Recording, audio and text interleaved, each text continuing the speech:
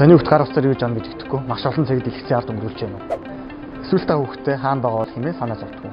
Тэгвэл танд хүүхдийн гар усны хэрэглийг хянах боломжтой нэг аппликейшнийг танилцуулъя. Энэ бол Google Family Link.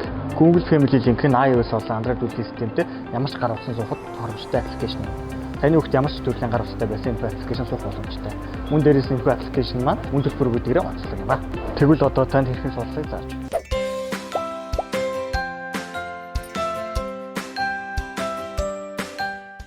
Эцэг их болон хүүхдийн утсанд Play Store эсвэл App Store-оос Google Family Link гэж хайлтгийг татна.